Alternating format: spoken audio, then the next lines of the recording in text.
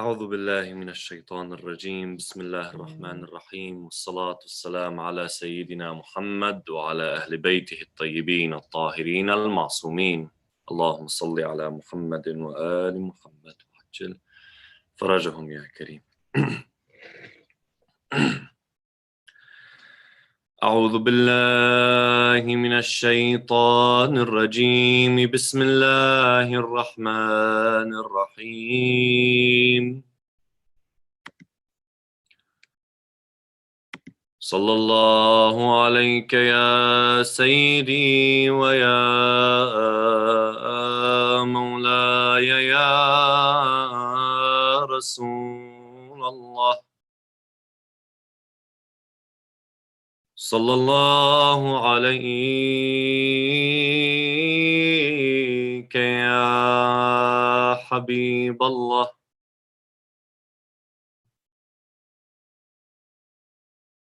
Peace and blessings be upon you, Ya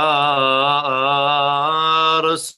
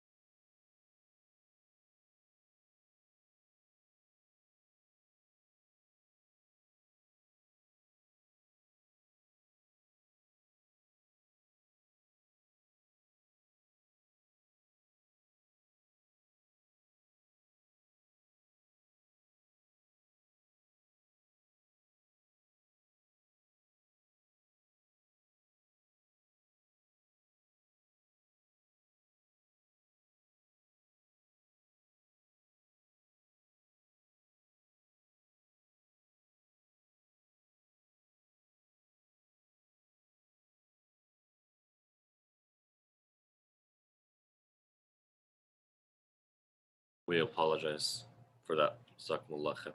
Let's begin, inshallah, this session with a loud salat ala Muhammad wa ali Muhammad. Allahumma salli ala Muhammad wa ali Muhammad. We'll finish the salawat and then we will get in. Sallallahu alayka ya Amir al-Mu'mineen. Peace and blessings be upon you, ya Amir al-Mu'mineen. Assalamu alayka ya Wali Allah. Assalamu alayka ya Hujjat Allah. Assalamu alayk ya Akh Rasulillah. Assalamu alayka ya Mawlay wa ibn Mawlay ya Ali ibn Abi Talib wa rahmatullahi wa barakatuh. Peace be upon you, O proof of Allah. Peace be upon you, O you who was chosen by Allah. Peace be upon you, O brother of Rasulullah. Peace be upon you, Ya Ali ibn Abi Talib. Wa rahmatullahi wa barakatuh. For the love of Amir al-Mu'mineen, sallu ala Muhammad wa ali Muhammad. Allahumma salli ala Muhammadin wa ali Muhammad. Assalamu alaikum wa rahmatullahi wa barakatuh. My dear brothers and sisters, may Allah subhanahu wa ta'ala accept your fast, accept your a'mal, accept your salat, accept all of what you've done in this month. My brothers and sisters, we are very close to the end, and inshallah ta'ala, the month of Ramadan played its role and has molded us together collectively and also as individuals in the way that Allah subhanahu wa ta'ala intended Shahr Ramadan to do. And I ask Allah subhanahu wa ta'ala to make us from those who seek knowledge in this month, and inshallah, by the grace of God, we are from those that gain some knowledge from these lectures that our brothers at Mainstay are putting on. I will tell you just, as from my opinion and my personal opinion, that the content that's being put out there by the brothers that are, speaking, very, very rich content. So, if you get bored of me in the last few days, check some of their workout, and you won't be disappointed, inshallah ta'ala. Sallallahu ala Muhammad wa ali Muhammad. Jamil. So yesterday we discussed the idea of moon sighting, and we discussed the general rule, the golden rule behind moon sighting, and what more or less is the fundamental behind moon sighting in Shia fiqh and Shia jurisprudence. And we said that the moon must be seen with the naked eye. For you to consider the first day of Shahr Ramadan or the first day of Shawwal, essentially Eid, you must see the moon with the naked eye. So calculations of any sort to tell you that the moon is born according to our jurisprudence is not accepted. Astronomical data of any sort, astronomy or astronomers' opinions on when the moon is you're able to see it, or when the moon is born, etc., is not to be taken. And we said, my brothers and sisters, that we are not intending to stir up any controversy by discussing this. Rather, every person go back to the marja that they follow, and let's put this issue to rest. And I believe all of us can agree that there are more important issues in the Shia world that surpass this. The notion, well, I'm going to fast one day more than you, or we're not going to have Eid on the same day. When the fact of the matter is, we've been having different Eids, my brothers and sisters, for the past 1,000 years. As in, when you go to our villages in Lebanon and villages in Iraq, villages in Iran, etc., Najaf, Qom, even the major hubs of Shia Islam, they had 3 days of Eid anyway. And so let's put this issue to rest and let's move forward, right? And that's more or less the goal that we intended to get to yesterday. And in doing so, we looked at some of the ahadith of Ahlul Bayt alayhim salam that pinpoint and make it clear that the moon must be seen with the naked eye. And we said, if you go to Wasail al-Shia, the alim, the blessed author, puts down 28 different riwayat that use the word ar-ru'ya, must be seen with the eye, with the naked eye. And then he also looks at riwayat and presents riwayat that come and tell us you are not allowed to use mathematical calculations, nor the opinions of astronomers in pinpointing the beginning of the Shar'i month. Jameel. Tonight, my brothers and sisters, we're going to add on what we discussed. But we're going to ask a question that you all ask, and every one of us asks. And it's a good question. It's a correct question. It's not a question just to stir up debate. No, it's a real question. The question is this. If the riwayat are so clear and very, very straightforward about when the beginning of the month is supposed to be, or the method by which you pinpoint the beginning of the month, why is there a difference of opinion between our scholars on this issue specifically? I can give you a general answer. And say, well, generally speaking, the ulama will differ in opinion on issues because one alim's opinion from what he understood from the riwayat differs from the other alim's opinion about his understanding of the riwayat. Sure, that's the general opinion, or that's the general answer to the question that you're posing. But in this specific issue, why is there such a difference of opinion? Where does it sprout from? If the riwayat are so clear about a person having to see the moon, about not being allowed to use mathematics and other opinions, or opinions of astronomers rather, where does the difference of opinion sprout from? Number one. Number two, when it comes to those who are bearing witness that they saw the moon, what are the conditions of that testimony? We say that if somebody testifies that they saw the moon in certain circumstances, according to certain conditions, you can take their word and you don't necessarily have to see the moon for yourself. So what are those conditions? How is it that we know that the moon was seen? What are the conditions that were outlined by the Sharia itself? So inshallah, we're going to answer these two questions bi'awnillah ta'ala. Before we begin, we're going to have a lot of salat ala Muhammad wa ala Jameel. So where does the difference of opinion come from? I want you right now to visualize with me. Visualize with me and listen to what I'm saying very, very closely. You right now are in Dearborn, let's say, and I'm right now in Windsor. Between us, there's about 20 minutes away. There's 20 minutes distance. Jameel. So we can safely say that my patch of sky and your patch of sky is essentially the same. Essentially the same. Make that example or that point clear? No problem. Let's say you, right now, you're sitting at home. Yes? And you have your next door neighbor who's also a Muslim as well, Shia, looking up at the sky to see the moon. You go up on your balcony, you go up to the top floor of your house, you look up to where the moon is supposed to be in the sky, and you see the moon. Yes? Jimmy, can you safely say that if your neighbor went up in his or her home, which is just next door, and looked up at the same place, they will see the moon as well? Yes, absolutely. No problem. Put your neighbor that's next door aside for now. Let's say you have a neighbor that's just down the street. Down the street. So you'd say maybe 200 meters away, 200 yards away. You look up at the sky and you see the moon. Can you safely say that if they looked up at the sky from that place, which is just 200 more yards away, 200 meters away, they look up at the sky in the same place, they will see the moon as well? Yes. Last example. You're in the same city.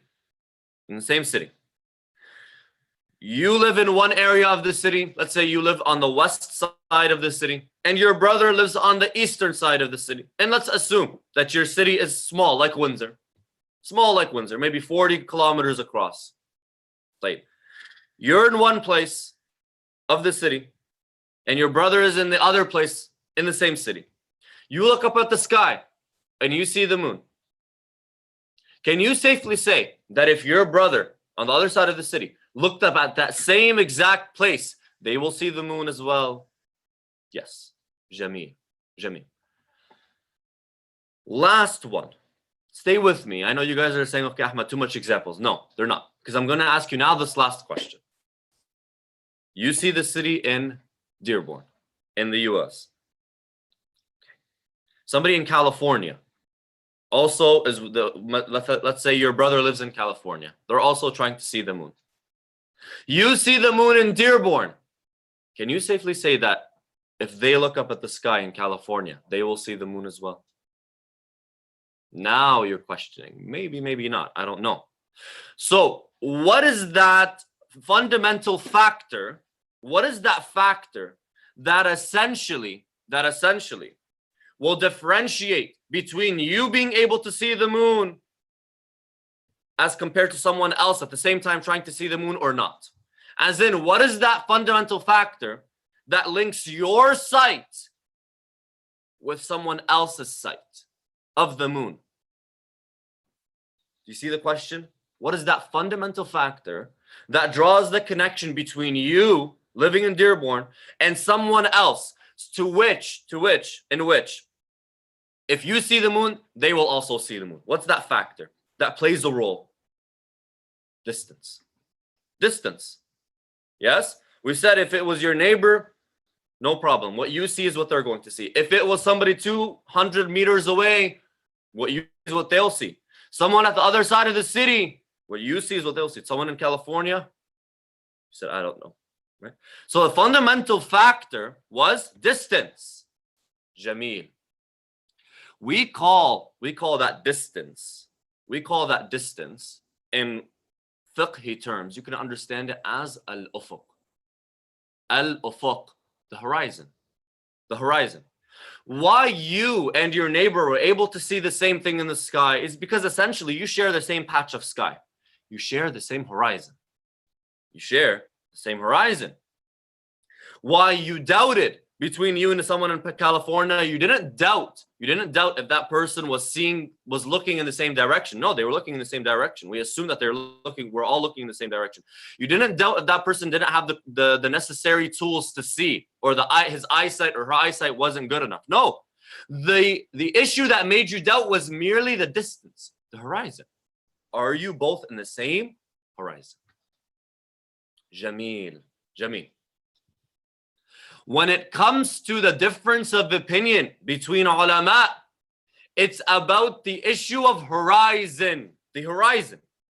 What is considered to be the adequate distance between 2 points to the degree where we can safely say that the sight, seeing the moon, and this one means you will ultimately see the moon in the other place.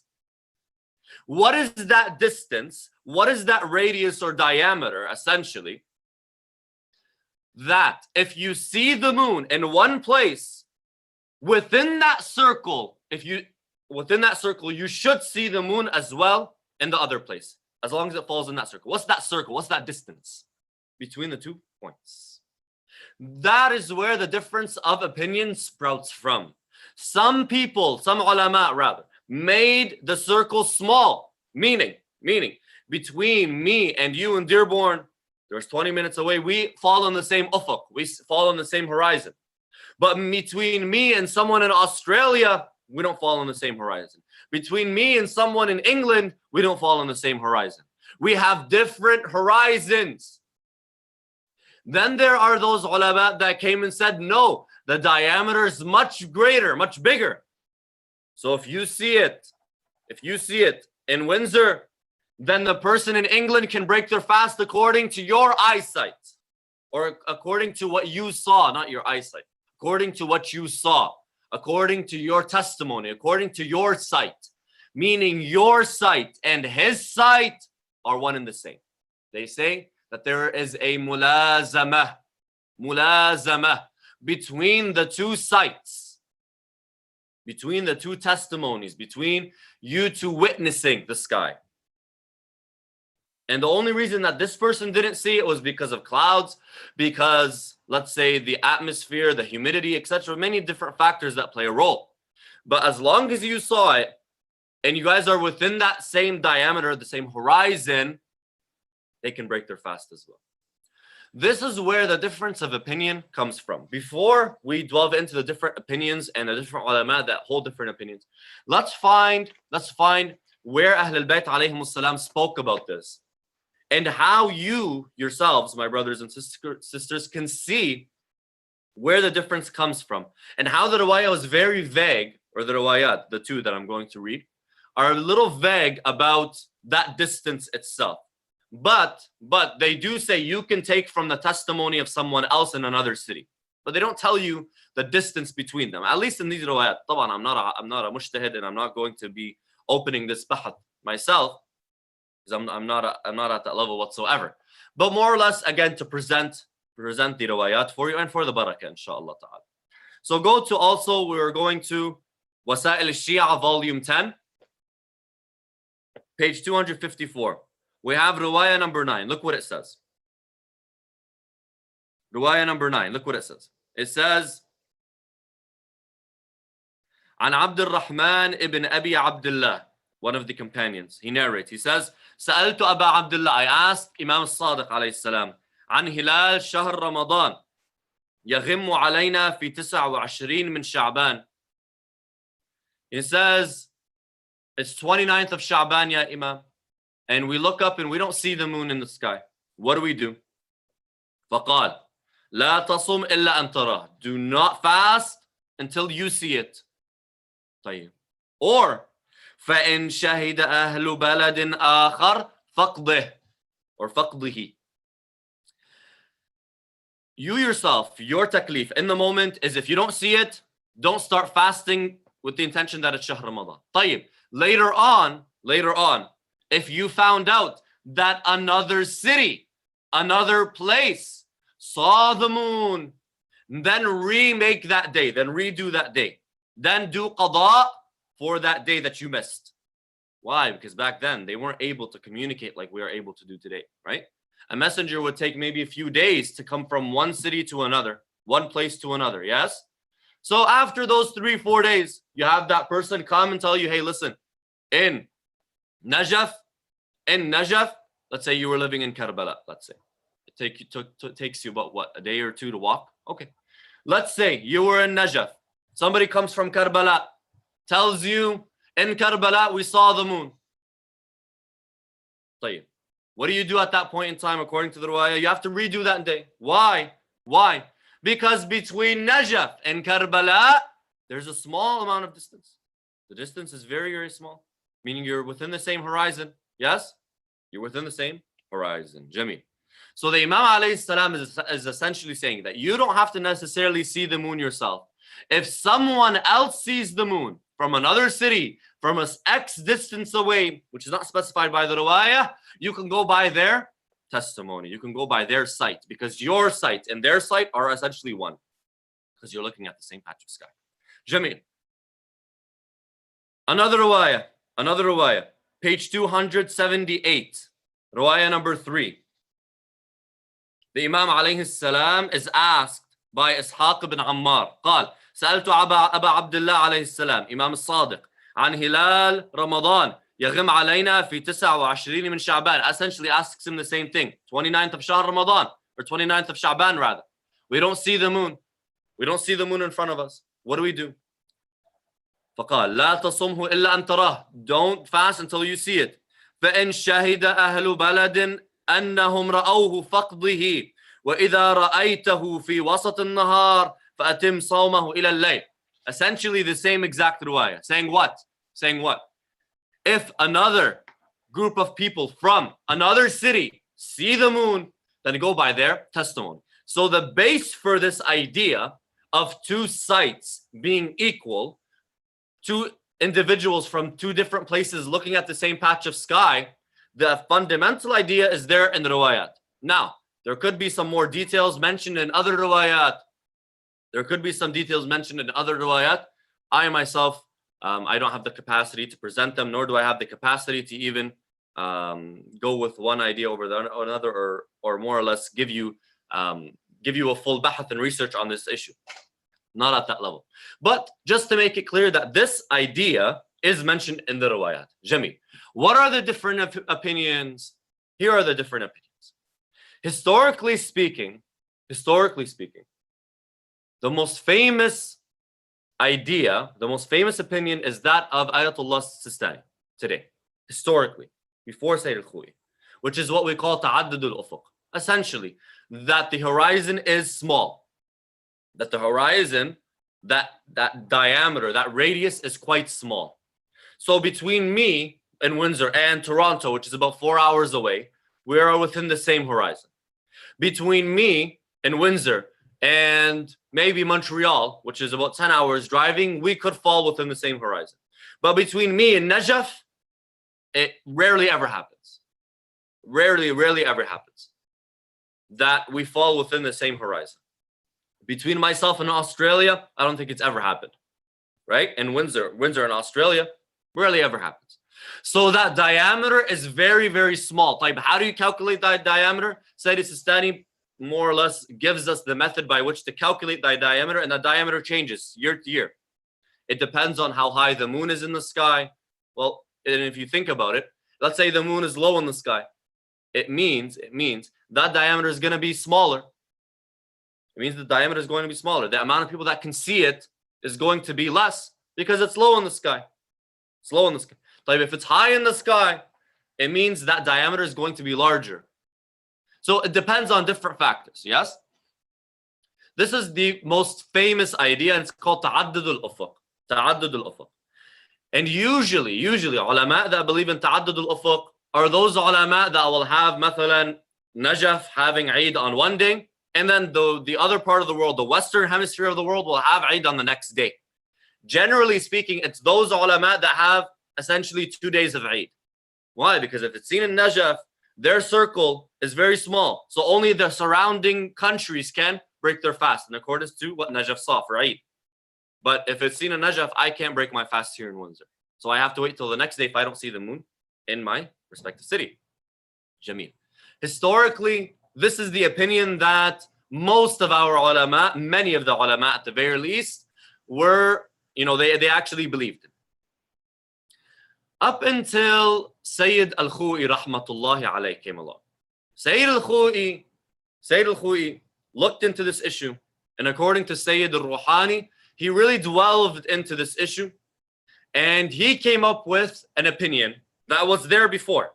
But he more or less based this opinion, gave it its core, and more or less made it famous. Made it famous. We say shayyadha. He made it strong.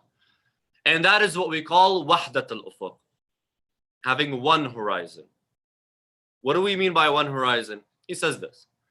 He says, if a city shares part of the night with another city around the world, wherever they may be in the world, then they are of one horizon, because their night is one. And if their night is one, then the horizon must be one, because the sun comes up for both of them and comes down for both of them. They share at least one part of the night. Therefore, they share the same horizon. It's night here, and it's night, for example, in London, England, meaning we share the same patch of sky. When they look up at the sky, it's dark. When I look up at the sky, it's dark. We share the same sky. Therefore, we share the same horizon. Taban. I'm like, this is super superficial. It's much deeper than this, but I'm trying to make it easier to understand. Sayyid al-Khou'i came forward and wrote an entire bahath in his Minhaj al-Salihin, and more or less revolutionized the way that we understand moon sighting. Now, is he the first person to come up with this idea? No. Sayyid al-Ruhani mentions 3 or 4 of our great ulama that have a similar idea. One of them being Shaykh al-Bahrani, another one being Sharif al-Radi or Sharif al-Murtada, and other ulama as well. So this idea was there, but Sayyid al-Khou'i more or less brought it about, presented it, made it famous, and gave it its base and fundamentals, and made it so that those that are listening and seeing Sayyid al-Khou'i understand where he's coming from and why he's saying what he's saying, and convinced many of the ulama. So you see, in today's modern day, most of the ulama, most of the maraja are on the opinion or a similar version of the opinion of Sayyid al-Khou'i. For example, Sheikh Wahid al-Khurasani, one of our greatest scholars, one of our greatest maraja, he comes and says they must share not a portion of the night, the majority of the night. The majority of the night. So let's say Windsor, Ontario, and England, London, England. They share 2 hours of the night, and the entire night for them is 8 hours. They can't break their fast on the same day. But Windsor, Ontario, let's say, and Edmonton, Alberta, in Canada, between them, by plane, there's 4 or 5 hours. They share, let's say, 5 hours of the night, and the night is 8 hours. They can break their fast on the same day. Their sight are equal to each other. Okay? Their testimonies are equal to each other. Then we have on the total opposite end of the spectrum, Sheikh Bashir al-Najafi. He says if it's seen in one place on the entire globe, the entire globe has Eid. So if it's seen in Australia, the person up in Edmonton, Alberta can break their fast. If it's seen in the utmost western part of the world, the utmost eastern part of the world breaks their fast. This is Sheikh Bashir al-Najafi. Also a version of the work of Sayyid al-Khou'i, but with a little twist on it, as they say. Sayyid al-Hakim also says something very similar, but differentiates between the Western hemisphere of the world and the Eastern hemisphere of the world. No problem. I'm not going to get into the specifics. Why I'm telling you this, my brothers and sisters, because you yourself now can think and see where the difference of opinion comes from in terms of when Eid is. You yourself can think, and if you want, on the day before Eid, or in those 2 days that more or less there's a difference, try to apply the opinions of these scholars, and you're going to see essentially that for Sayyid Sistani, he must be on this day, he cannot be on that day. For Sayyid al-Khou'i, he must be before Sayyid Sistani because of his opinion and how it works and how it's applied. Yes? So the difference of opinion, my brothers and sisters, is not based solely on the riwayat, because one riwayah says this and another riwayah says this. It could be more or less on the understanding of the riwayah. Why I'm telling you this? Because there are some that come up and say, well, our maraja, as we said, are stuck in the past. Our maraja don't want to revolutionize. Our maraja are more or less just saying what the scholars before said. Well, that's not true at all. That's not true at all. The famous opinion was that of Sayyid Sistani. Today, Ta'addud al-Ufuq. Sayyid al-Khou'i comes and more or less revolutionizes the way our modern scholars look at moon sighting. Where now the majority of scholars, the majority of our maraja are on the opinion of Sayyid al-Khou'i or a version of it. So our maraja, my brothers and sisters, are not influenced by those that came before them to the degree where they have a bias. No. They more or less take from the work of those that came before them, add on to it. Just like universities take the work of the doctors, take the work of the scientists, researchers that came before, and add on to it so that they can move forward together. That's how our ulama work. That's how our ulama work. And that's why in the maktaba, in the library of one of the greatest scholars of the age, such as Sayyid al-Khou'i, he has the books of Shaykh Yusuf al-Bahrani, which was on a different level of fiqh altogether. He was an akhbari, while Sayyid al-Khou'i was an usuli, meaning they were from two different schools of thought. Yeah, he has his books. He takes his opinions. He looks into them. Researches them, discusses them. Also with this, he has the opinions of those that came before him, al-mutaqaddim or al-mutaakhirin, those that were in the early stages of Islamic jurisprudence, the early stages of the progression and the growth of Islamic jurisprudence, and also has scholars that probably passed away a few years before him, like Sayyid Muhsin al-Hakim, al-Mustamsak, his book al-Mustamsak al-Warud. So you find our ulama, my brothers and sisters, are much more open, Much more open than the way me and you understand things. Much more open than how me and you perceive them to be, more or less. Much more open-minded. And when they come and present, they're presenting their findings in accordance to what is objective. They're objective findings, not subjective. Not what they believe in, what they think. They're depending on the riwayat, depending on their research, and ultimately giving us an opinion. Sallallahu ala Muhammad wa ala Muhammad. Jamil. Now that we understood this, the question is, when it comes to the testimony of when the moon is seen, that testimony, what are the opinions? Or, afwan, I'm so sorry. What are the conditions for that testimony to be accepted? What are those conditions? Sayyid Sistani, in his Minhaj al-Salihin, or al-Masail al-Muntakhaba, usually the ibarat, the words are more or less the same. Minhaj al-Salihin having a little bit more detail. He says, يثبت الهلال بالعلم الحاصل من الرؤية أو التواتر أو غيرهما.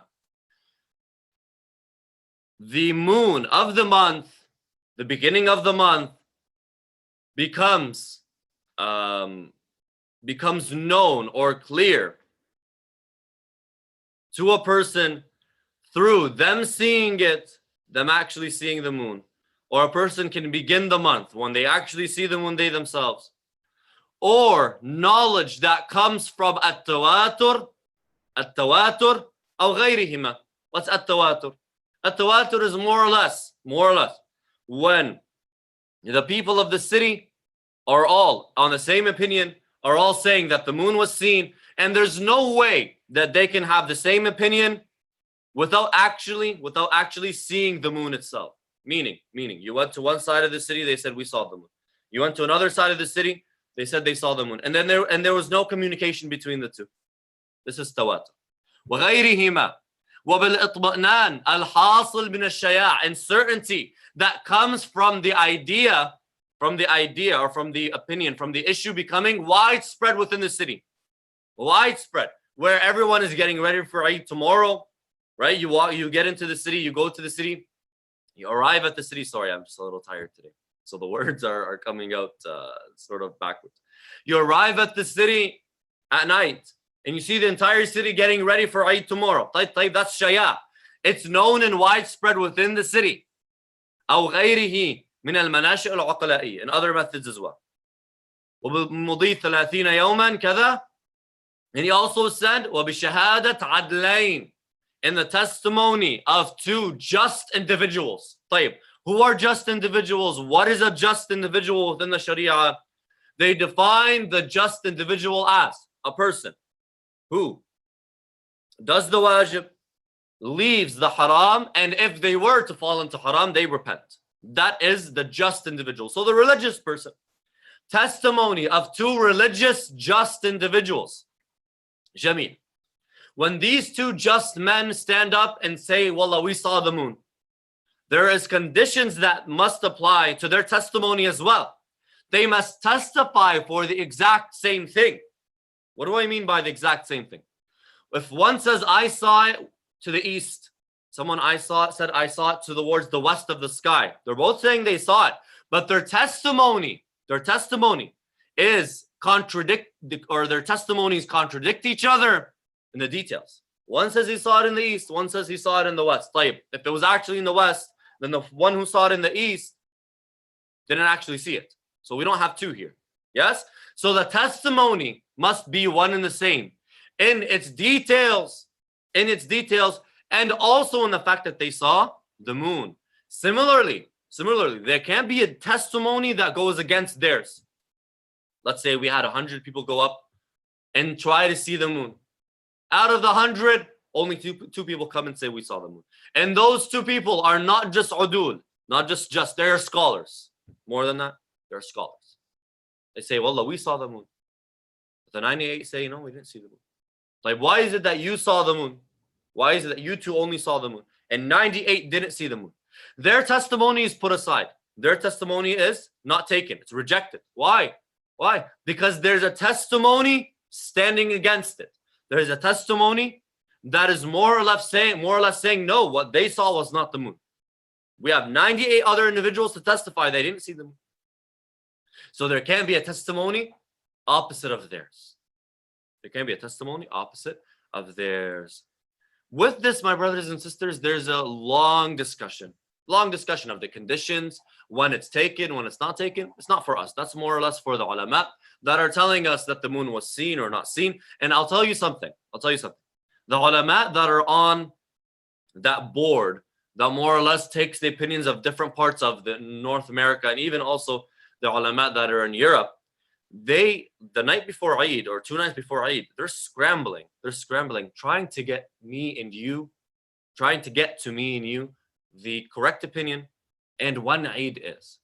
So I ask of you guys, my brothers and sisters, 2 things. Number 1, pray for them. Number 2, be patient on them. It's not that they're scrambling because they don't know what's happening. No.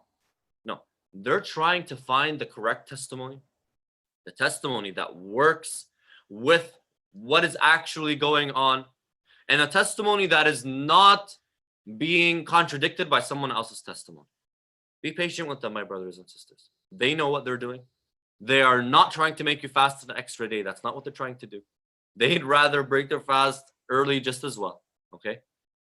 They are trying to get for you and me, my brothers and sisters, the day of Eid in accordance to all of the conditions, so their dhimma in front of Allah subhanahu wa ta'ala, their conscience in front of Allah subhanahu wa ta'ala is clear and they don't have anything on their shoulders. So bear with them.